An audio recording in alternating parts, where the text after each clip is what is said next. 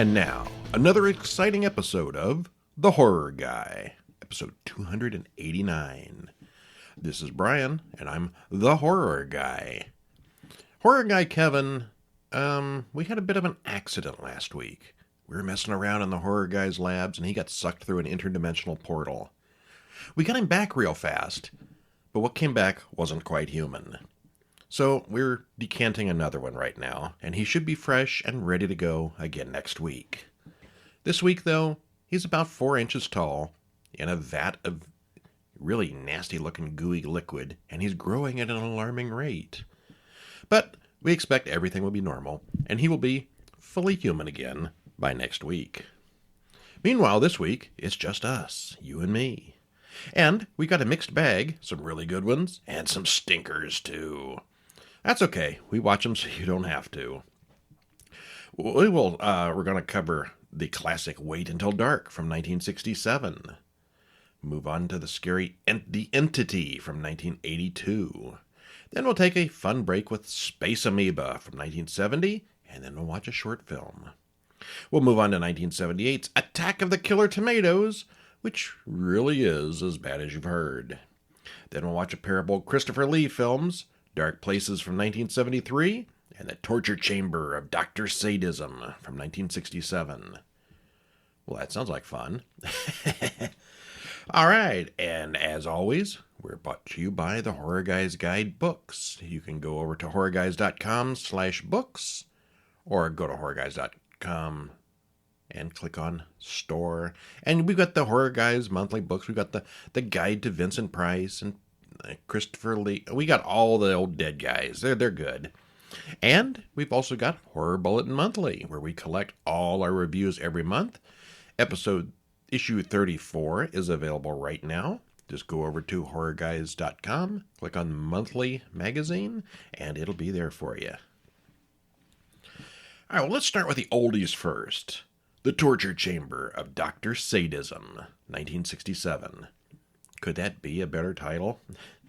Yes, it could. It's also known as Blood Demon, or The Snake Pit and the Pendulum. Directed by Harold Raynal, written by Manfred Kohler and Edgar Allan Poe. Not really, but he's on there anyway. Stars Lex Barker, Karen Dorr, and Christopher Lee. Hour and 24 minutes, trailer in the show notes. Spoiler free, it's loosely based on Edgar Allan Poe's work, but it's kind of a mishmash of The Pit and the Pendulum, with living dead and weird science and dark magic. The music was kind of mismatched for the seriousness sometimes, and is a little draggy also, but overall, we did like it. It was pretty good. Well, a jailer, judge, and executioner walk into they walk into a cell where Count Regula has been found guilty of torturing and murdering people. He's killed 12 people and is sentenced to be quartered. The Count swears to destroy the judge, Roger von Marienberg, and his entire family in retaliation. They put a mask of spikes on the Count, and lead him on the long walk outside as the credits roll. Out in the village square, they tie his arms and legs to 4 horses, and then whip the horses. That's gotta hurt. 35 years later, people are still talking about the execution of the old Count. Roger Montalese is a lawyer, and an old man gives him a letter from Count Frederick Regula, offering to tell him about his past. A woman related to the old Baroness gets a letter as well. Roger arrives in town and asks about Castle Enderby. People run away when he even says the name. He watches a religious procession to drive out the man-eating monster in the valley. That's where Count Regula killed the 12 virgins and was quartered. An old man warns him not to go, as Count Regula died 35 years ago. Roger tells the old priest in the carriage that he doesn't know who his parents were or where he was born. He's going to the castle to find some answers. Why he thinks he'll have answers there, it's not quite clear. Roger's carriage interrupts a bunch of highwaymen about to kidnap Lillian von Brabant and her servant Babette. They just happen to be going to the same place, and they all share a carriage.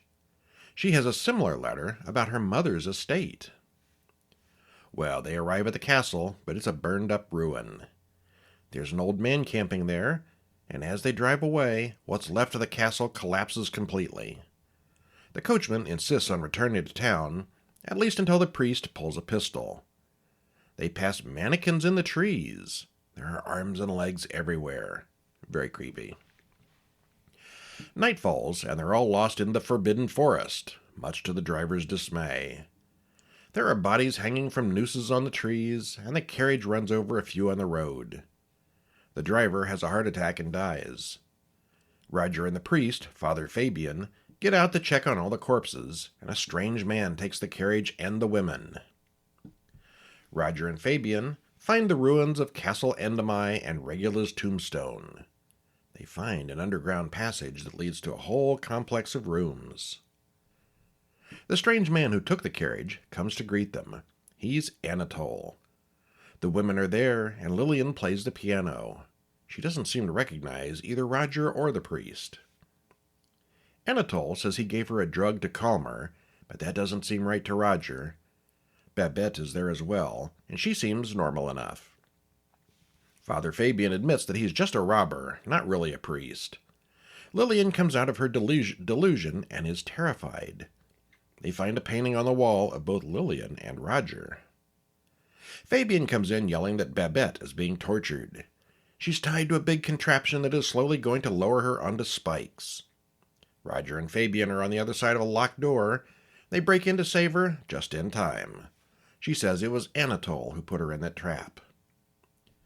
Anatole chases Babette some more, and Fabian shoots him. "I've been dead for years. They hanged me. I'm invulnerable," Anatole laughs maniacally. He shows them Count Regula's body, encased in glass. His spirit is still intact. He shall live again. Fabian gets locked in a room with no doors, as Anatole works a ritual to revive the dead Count. The Count, still in his mask of spikes, wakes up. He's pale and scarred, but looks much better than expected. Anatole reports that Lillian and Roger are the daughter and son of the Count's enemies. The Count delights that he's found the secret to immortality. "In order to succeed, I needed the blood of 13 women. I found 12. The 13th was supposed to be Lillian's mother, who turned him in. Roger's father was the judge who sentenced him to death. Lillian will be the 13th virgin. Roger is tied down in a room full of rats as a pendulum lowers toward him. The pendulum starts swinging. The Count tells Lillian to run and save him, hoping her fear will grow, which he needs for his ritual. It's all based on fear. She's chased by vultures, lizards, and tarantulas. Then she's put into a room with a pit full of snakes, while standing on a slowly retracting drawbridge. "A few more seconds and my vengeance is complete," smiles the evil Count. Roger helplessly watches the pendulum slowly lower toward his belly. The blade cuts the ropes holding him down before they get to him, so he escapes. Fabian just happens to be there to help him out. Roger bursts into the secret lab and interrupts the process, since he's carrying a cross. He swings the cross, joking that he has a pendulum that will destroy them. The Count and his butler cringe at the sight of the cross as their time runs out. Anatole, the Count, and the dead woman all turn to dust, and the dungeon begins to collapse. Fabian and Babette ride up in their carriage to pick up Roger and Lillian asks if it was all just a bad dream, and he says it could have been. Okay, well, no, there's no character at all here called Dr. Sadism, or anything close to that in this film. It's just a completely misleading title.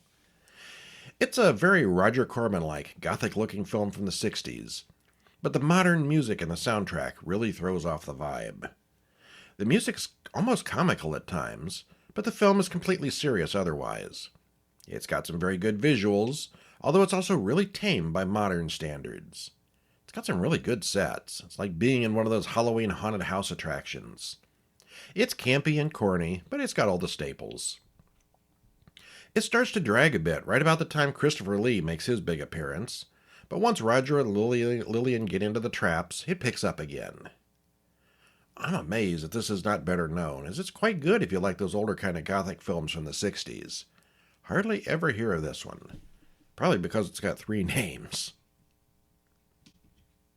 And next up we have Wait Until Dark from 1967, directed by Terrence Young, written by Frederick Knott, Richard Carrington, and Jane Howard Hammerstein, stars Audrey Hepburn, Alan Arkin, Richard Crenna, and Ephraim Zimbalist Jr. Hour and 48 minutes, trailer in the usual place.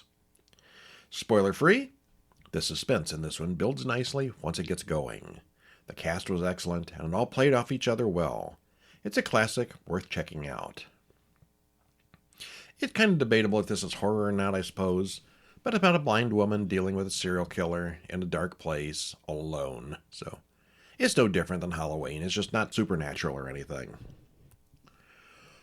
Well, we begin in Canada. A man stuffs a little heroin bags into a doll and sews it up. He gives the doll to Lisa, who goes out to catch a taxi to the international airport.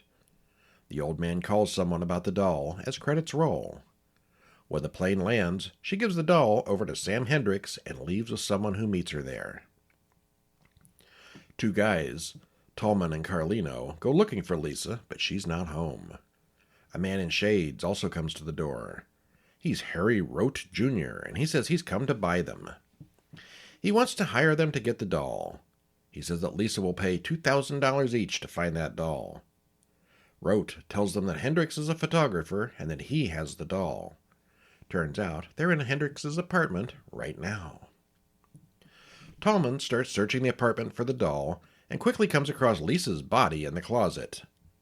The two guys decide to leave, but Rote reminds them that they've left fingerprints all over the place.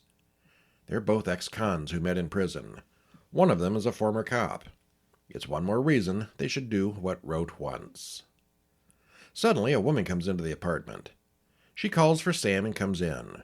For some reason, she doesn't seem to notice any of the three men. Oh, she's completely blind. She's Susie Hendricks, Sam's wife, and she doesn't stay long. She gets into the closet for a scarf, but doesn't even notice the dead body. Once she's gone, the men dispose of the body. Susan and Sam talk about the woman they heard was murdered nearby. Susie complains that Gloria is in love with Sam, but Sam laughs that she's just a kid. She's moved things around in the apartment while she was out. Susie's only recently been blinded, and she's going to school to learn the ropes, and she's still not happy about any of this. Susie is home alone, and Tallman comes in to work on her. He puts out a fire in the ashtray, which endears him to her. He claims that he's an old friend of Sam's from the Marines, using information he can see on the wall. Susie says she lost her sight in a car crash. He doesn't stay long. Then Gloria comes in, and she's an annoying little brat who throws a tantrum. The two soon make up. A loud old man comes into the apartment and makes a scene about something. It's Rote in disguise. As he leaves, Tallman returns, and she looks to him as a hero when he volunteers to stay with her. Carlino comes in as a detective, and Tallman tells him everything. The two of them manage to subtly bring up the idea of the doll and the missing dead woman. Rote comes to the door again, and she recognizes the squeaky shoes that the old man wore before. He asks if his father was here, the old man from before. Rote's father thinks a photographer is fooling around with his wife, but he's the wrong photographer. He also brings up the doll, which was supposedly made for his wife. The two men give each other hand signals, and they signal Carlino outside by flashing the window blinds. Carlino calls and tells Rote that his wife is dead, so he leaves. This is getting convoluted. Susie says Sam brought a doll like they were talking about from his recent Canadian trip. Susie starts to wonder if Sam really is involved with the murders. She doesn't want to call the police as she tries to cover up for Sam. The two of them both thoroughly search the apartment for the doll. Susie realizes all her visitors keep playing with the window blinds, and she puts two and two together about Rote and Carlino. Tallman wants to see what's in her safe, but she won't open it. Finally, he gives up and leaves. Well, we see that little Gloria has taken the doll. She sneaks in and puts it under the couch to make it look like Susie simply dropped it. Susie finds the doll and insists that they hide it. She gives Gloria instructions to go and watch the crook's van outside. Carlino comes to the door, and Gloria sneaks out. He thinks she's been looking for the doll and puts pressure on her about Mrs. Rote's murder. He suggests that the doll is in the safe, and he might have to get a search warrant. There are more telephone shenanigans, and Gloria watches them all playing phone booth outside. When he leaves, Susie calls Tallman and says she's found the doll. Gloria signals to Susie that Tallman is on it as well. Before she can call the real police, Tallman returns with Rote and Carlino behind him. Susie says the doll is in Sam's studio. She's very calm and fools him. After they leave to search the studio, Susie tells Gloria to go to the bus station and catch Sam when he returns. She then tries again to call the police, but this time the line has been cut. Susie knows they'll be coming back for her, so she breaks all the light bulbs except for one over the table. Tallman returns, and from the darkness he knows that she knows, so they talk honestly. He demands the doll, but she refuses. Rote kills Carlino outside, and then he comes in and stabs Tallman in the back before chaining the door shut. Rote pours gasoline all over the floor. He takes his shoes off so she can't hear him walking. She gets scared and offers to get him the doll. Rote torments her, but she's not willing to tell him where the doll is. She destroys the one remaining light, and she comes after him with the gasoline. He won't be lighting any matches. It's pitch black, and we don't see anything of what's going on until he opens the refrigerator door. She forgot that light. She gives him the doll at last, but he also grabs a kitchen knife. He cuts open the doll and removes the heroin. She stabs him in the dark, and he dies. She screams at the door, but she can't get the chain open. Nope, he's not dead after all. She finally manages to turn the power on the fridge out, and things go black again. There's a commotion in the dark. Did they get her? Sam and Gloria arrive with the police, who break down the door. They find Tallman and Rote, but Susie is hiding behind the fridge. She's just fine. All right. Well, this was originally a stage play, and it's obvious as there's really only just one set, Susie's apartment. It's very Hitchcockian, but old Alfred had nothing to do with this one. Really, though, how much could a little doll's worth of heroin be worth, anyway? The two hired goons were $8,000, plus there had to be plenty left over for Rote. He's just a little doll. It starts out a little contrived. It's a bit of a slow burn, but the tension ratchets up in the final half hour. By the time she figured out that Tallman was a baddie, why didn't she just give him the doll? She knew by then that there was no real murder plot involving Sam. Also, Rote walked all over that apartment barefoot and never once stepped on a broken light bulb. The performances are good, the plot develops interestingly, and it's all very well done. It is a classic for a reason. Which takes us to one that is not generally a classic, Space Amoeba from 1970. Also known as Gizora Ganame and Kamiba Kasen Nankai no Kaiju. Okay. Directed by Ishiro Honda, written by Aogawa, stars Akira Kubo, Atsuko Takahashi, Yukiko Kobayashi, and Kenji Sahara. Hour and 24 minutes. Trailer in the usual place. This one was kind of in the middle of the road among the giant creature films. It does have 4 big ones, some science fiction elements, and characters to root for. It was pretty entertaining, but not one that's going to make the best of 10 best lists. It was alright. Well, it was actually very hard to find. I think we ended up watching a really grainy copy on YouTube. I don't remember now, but we could not find this anywhere for a long time. We open on a big American rocket about to blast off into space. They do the countdown, and up it goes. It's going to Jupiter, where it will orbit for a year before trying to land there. However, it runs into space spores along the way that turn it around back toward Earth. Akira Kubo, a news photographer and passenger on an airplane, watches as the Helios spacecraft splashes down into the ocean. He meets up with Ayaki Hoshino, who tells him about a remote island paradise. It's going to be a fantastic new resort, and they want Kubo to take publicity photos. Dr. Mira, one of Kubo's old friends, is going there to study reports of alleged monsters there. It's the island near where Kubo saw that spacecraft go down. An advance party of 2 men on the island complain about the cold as they go fishing. Suddenly they're attacked by a giant squid that eats one of them. The other man gets away, but runs into island natives. Ayako and Kudo run into Obata, an annoying man who's also in the tourist trade. They get a report about the man on the island who was killed. Kudo, Ayako, Mida, and Obata, along with Riko the guide, take a dinghy out to the island. Riko runs off immediately, leaving them on their own. Yokoyama, the survivor of the monster attack, comes to pick them up, but he doesn't want to talk about the monsters. And Ayako sees a tiny little turtle and screams. Yeah, wait till she sees a big one. The group goes into a cave with an underwater lake, and then they see the water start glowing. Something big splashes them, but they don't get a look at it. Yokoyama panics, runs back to the base, and starts packing. Meanwhile, the giant squid thing attacks the house from the outside, and is way bigger than the house.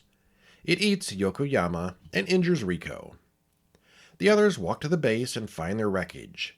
They find Riko, who has frostbite burns on his body. Obata digs through the rubble and finds some secret business plans that she stashes away. A native girl, Saki, walks in.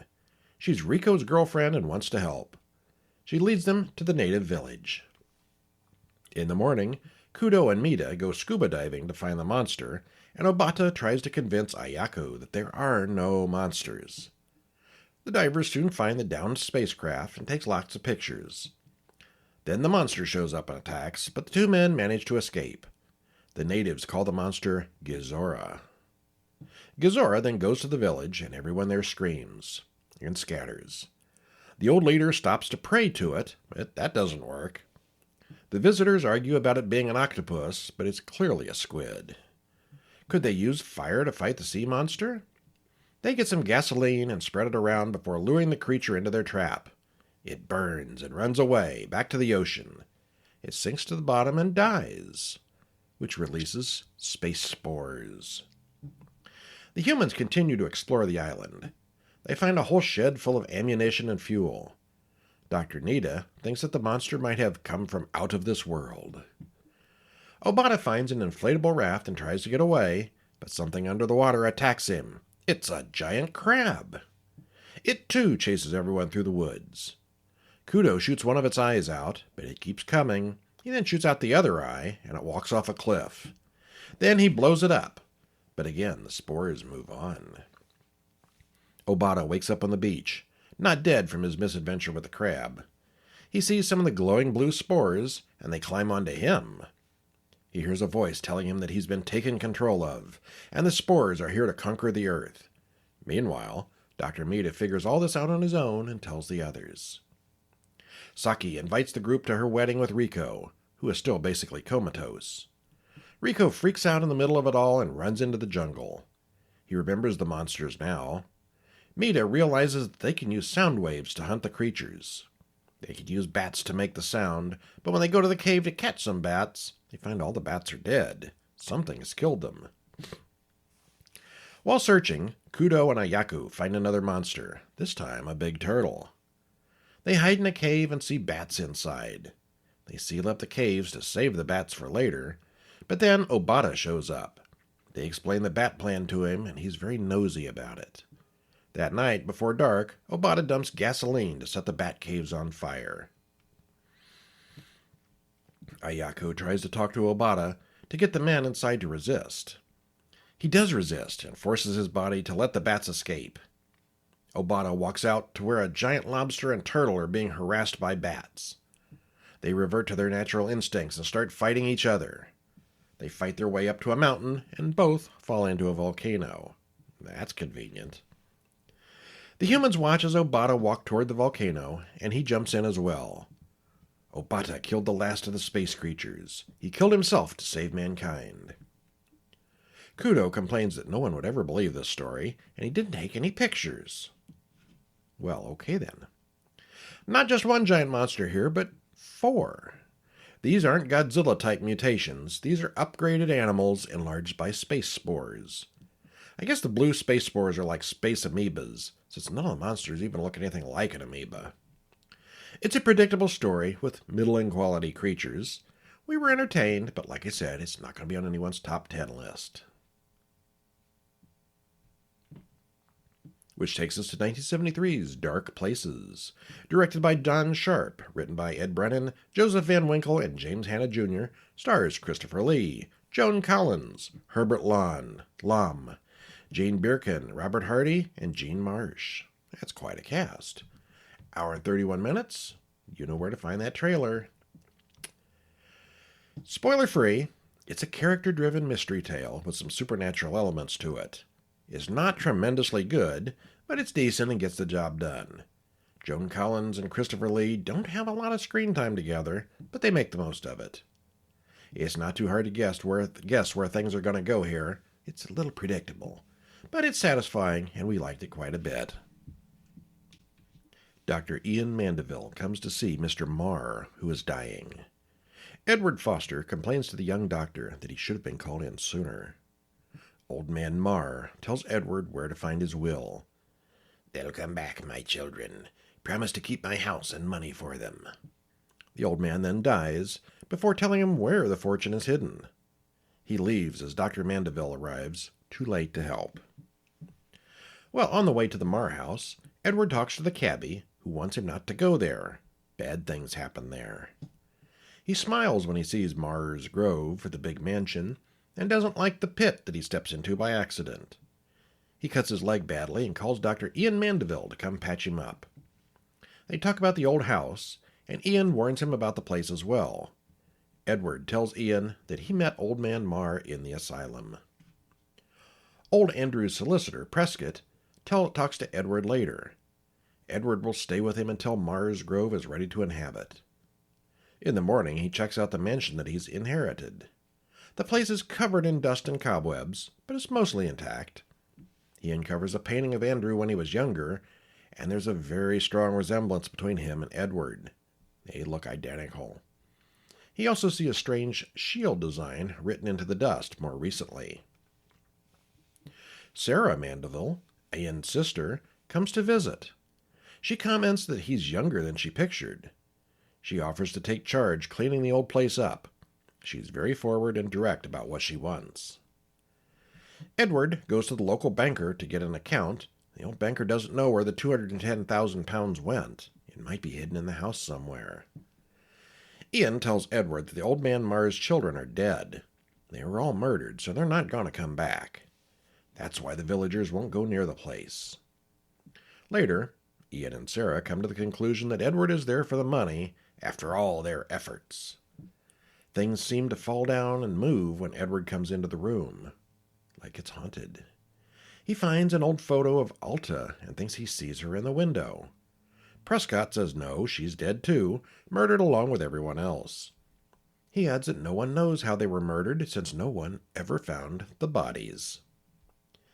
Well, a couple of times at Prescott's place, Edward has seen a light on in Marr's Grove, but there's never anyone actually there when he shows up.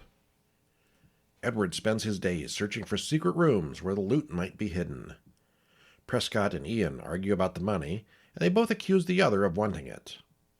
Edward tells Sarah about some of the weird things she's experienced, and he knows she had nothing to do with it. She wonders if the place is really haunted. Edward starts getting flashbacks to young Andrew dealing with his children, Francis and Jessica. He appears to have been having an affair with Alta, the governess. Edward starts dreaming about all this in the daytime as well.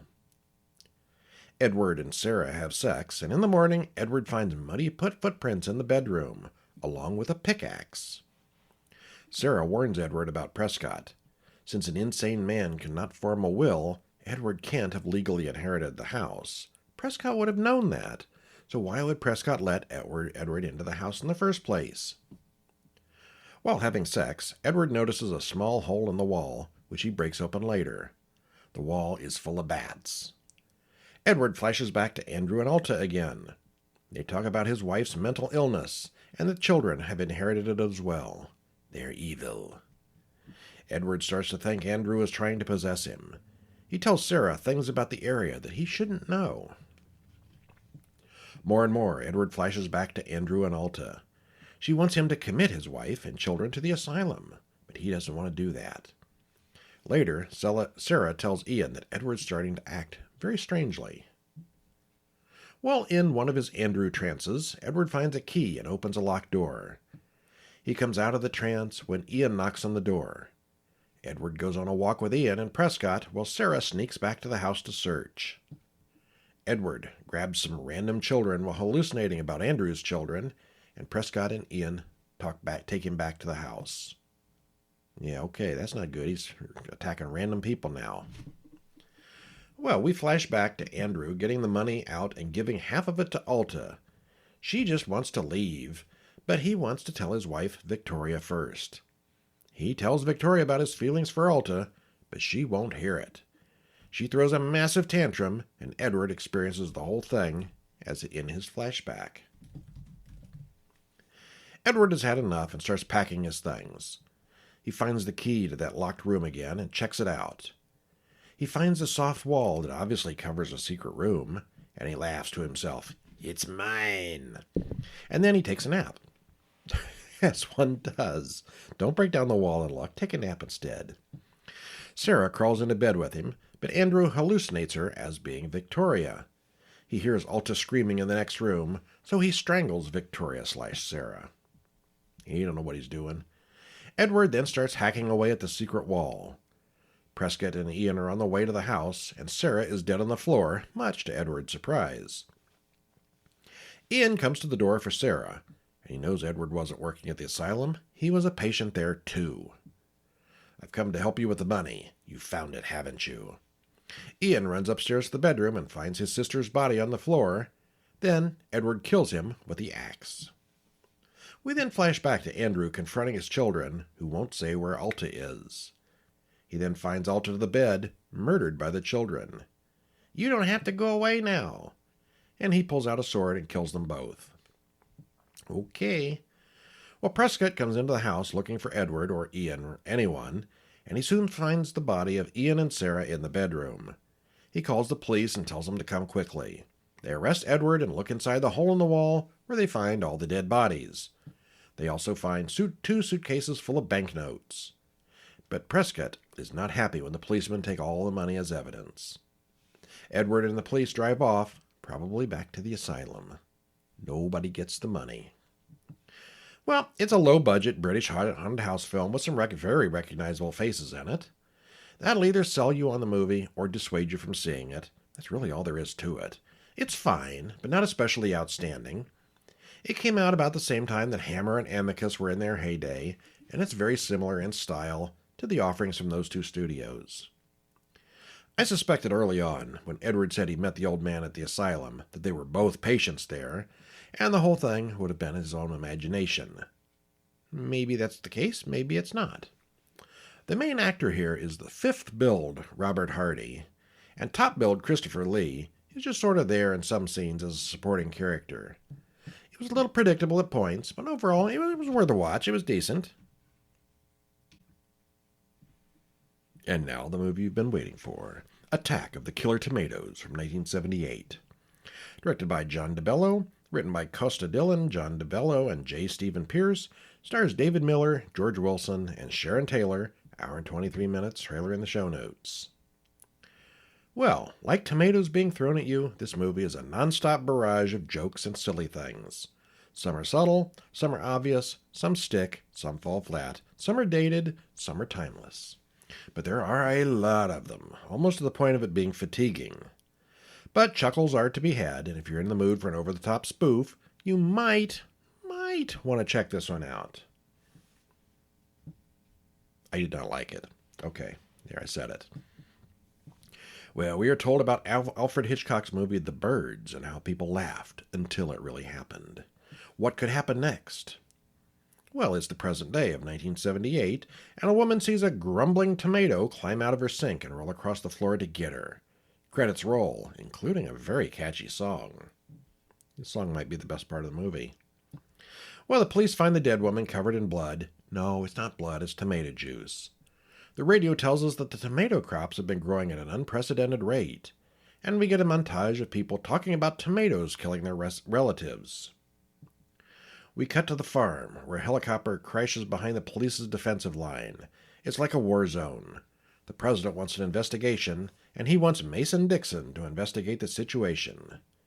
There were incidents of tomato attacks all over the country.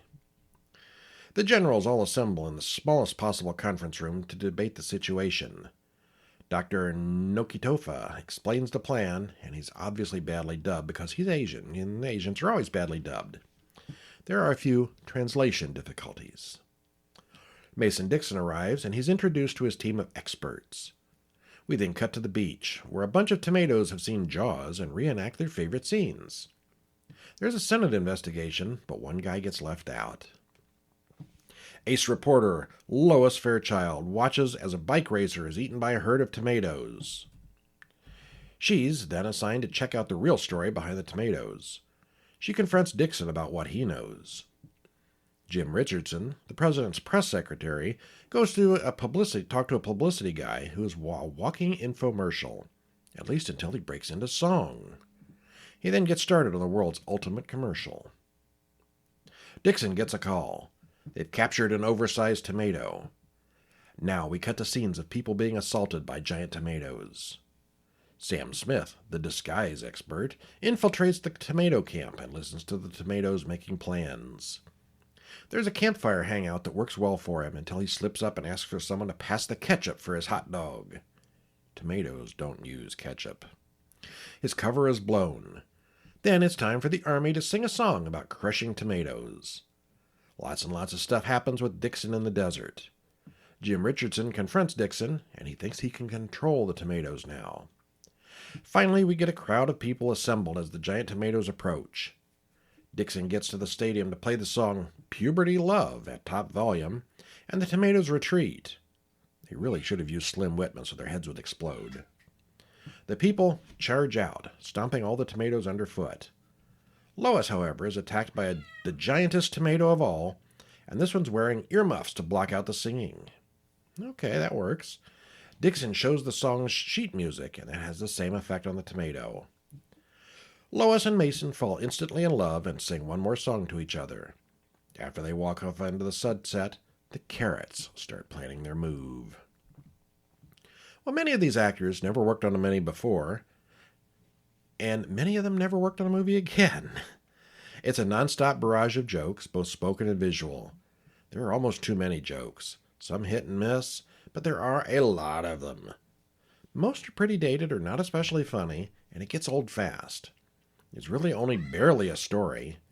It's more like a bunch of comedy and loosely connected skits. There's too many silly jokes. Not enough killer tomatoes. I was bored to tears after 20 minutes. I'm sure I'd have thought this was hilarious when I was 6 years old, but not so much now. Next up, we have The Entity from 1982. Directed by Sidney J. Furie, written by Frank D. Felitta, stars Barbara Hershey, Ron Silver, and David Labiosa. 2 hours and 5 minutes, so it's the long one this week. This was inspired by true events, supposedly. We'd say loosely based at best. It's a little on the long side, but it moves well and doesn't seem excessive. There are interesting plays between the paranormal and science trying to explain it, with the most elaborate setup to catch a ghost since Ghostbusters. I remember seeing this on TV in the, 90s probably, and you know how TV is with their cut-up censorship stuff. I thought this was just the worst movie ever. Turns out it's about a rapist ghost, and they had to cut all the good parts out to put it on network TV. It makes a lot more sense if you watch the uncut version. But anyway, Carla Moran runs to her typing class. Afterwards, she goes home and checks on her sleeping kids. Her oldest son, Billy, is a slob. She goes into the bedroom, where something invisible throws her on the bed and violently rapes her. Well, that escalated quickly, didn't it? She screams, and all 3 kids run in, terrified. There's no one there, and all the doors are locked. Was it just a bad dream? Later in the same night, things have calmed down and she's alone in the bedroom again. There's an earthquake and the room gets really cold. But it's just the bedroom. Everyone runs to the car, but only Carla felt anything. Billy didn't hear anything other than his mother screaming. The family goes to stay at Carla's friend's house for the night. In the morning, she tells Cindy what happened, but it's a little hard to believe. The rapist was there, but then he vanished. Cindy wonders if Carla's on drugs. Maybe she needs to see a doctor. Cindy's rude husband makes them all leave soon after that. They stay out all day, but they have to go home that evening. Cindy shows up, and they sleep in the same bed for safety, and nothing happens that night. On the way to work the next day, something invisible takes control of Carla's car and drives like a maniac through heavy traffic. After that, she goes to see Dr. Phil Schneiderman, a psychiatrist who orders some tests. She then goes home and takes a bath, where she's attacked again. We don't see anyone in there with her. She tells Phil that it felt like there was more than one attacker. She thinks there were 3 attackers. She has bruises and bite marks in places that she couldn't have bit herself. The doctor thinks it's some kind of psychological trauma from her past. He drives her home and goes inside, looking around the house. He says she's perfectly normal, and she still says there's something here. That night, she gets it again, right in front of Billy and the other kids. Billy gets thrown around by something invisible as well. He appears to be attacked by electricity and then passes out. She goes to talk to a whole panel of psychiatrists. She leaves, and the other doctors all think she's hysterical, and the kids are as well. Dr. Schneiderman is not convinced of their justifications. Carla's boyfriend, Jerry, comes home from his trip. He works on the road, and she wants to go with him, but that's impossible. She takes a sedative before bedtime, and the ghost does things to her as she sleeps. Phil wants Carla to check into the hospital for 2 weeks, and he's very insistent. Rather than do that, she threatens to just cooperate with the ghost and give it what it wants. They argue about ghosts, demons, and the imagination, and that evening she goes to Cindy's house, and the ghost just wrecks the place. It's not just her house anymore. Cindy and her husband see what happened, but they don't see the ghost itself. Well, she meets Jean and Joe, some parapsychologists, at the bookstore, and brings them home with her. They experience some weirdness right away and then set up their ghost-detecting equipment. That night the ghost is there, but he's very weak. They soon bring in the whole parapsychology department, and Dr. Phil is not supportive and accuses Billy of pretending to battle the ghost, which he denies. That night, Jean, Joe, and Dr. Cooley all see some strangeness, but it's not especially violent. Just as they're wrapping up for the evening, Jerry returns unexpectedly and asks what all the people were there for. She tells him what's been going on, and he's skeptical. Then he walks in on her being pinned to the bed, and that goes badly. Jerry and Phil talk, and Jerry wants out. The marriage is off. Joe and Jean come up with a plan to contain the ghost. They build a whole fake house that looks just like Carla's, only they control the electricity, and there are no ceilings. They can see everything. There's also a protective area that seals shut just to keep the ghost out, and tons of liquid helium to freeze it. It's quite a setup. Phil shows up, and he thinks this whole setup is probably dangerous. Night falls, and Carla goes to bed inside the fake house. Meanwhile, Phil and his boss make phone calls to get this experiment shut down. Everyone feels the room getting cold. The liquid helium starts spraying on its own, chasing Carla around the house, keeping her from the protective area. It freezes the glass in the protected area, and it shatters easily. She tells the ghost that she's finished running. It should do what it wants to her. Phil drags her out before all the helium tanks explode and freeze everything solid. The ghost is briefly trapped, but it soon breaks out. Carla goes home, and the ghost is there waiting for her. She hears it speak this time. She goes outside to talk to the kids. She's just going to roll with it now. And the attacks continue. The end.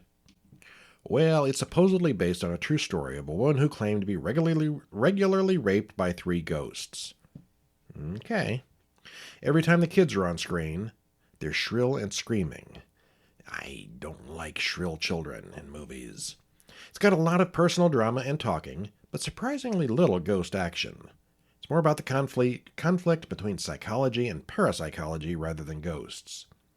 It's pretty long, mostly because it explores the topic pretty thoroughly. But overall, it was well done and holds up pretty well even today. Overall, it's worth watching. It's a good one. Just don't watch it on network TV. And now we've got our short film for the week called Sea Devil. This one's from 2014. Just recently was released publicly, though, so it's sort of 2024-ish. Written and directed by Dean C. Marcial and Brett Potter. Stars Moisey Brutus, Antoni Caroni, and Taylor Rouvier. 9 minutes, 12 seconds, trailer. No, not trailer. You can watch the whole thing right now on YouTube. There's a link in the show notes. Well, we are told that on the morning of June 22nd, 2012, an unmanned fishing boat was found in Miami, but the crew never was. We flash back to the boat picking up 2 Cuban immigrants. Cash is transferred as well. Much to their surprise, the captain puts them to work on the fishing boat to make it all look more legitimate.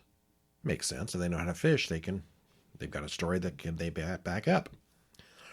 Well, something more than just fish enters the boat that night. It looks like a man with no legs, and he's covered in barnacles. "Put me back," he moans. It's not going to end well, is it? Well, the characters and motivations here are all believable enough. The acting is good. The prosthetics on the man they pull up from the ocean are well done. The night shots are entirely too dark. Sometimes you can only kind of guess what's going on, but it mostly doesn't happen at night. The ending is also a little too abrupt. We kind of know what's coming, but it would have been nice to have seen a little more. Overall, worth a watch. Hey, that's 6 movies in a short. I got through all of it by myself. Well, hopefully next week Kevin will be fully decanted and back to his human form, and he can read some of these for us. All right, well, that's it for this week. Stop in over at horrorbulletin.com to sign up for our weekly email newsletter, where you get all of this in your email box, as well as the podcast in another place if you want it. Of course, stop in at horrorguys.com to read the reviews individually or do any kind of searches and stuff. Buy our books at horrorguysbooks.com. And that's it for this week. I'm Brian. See ya.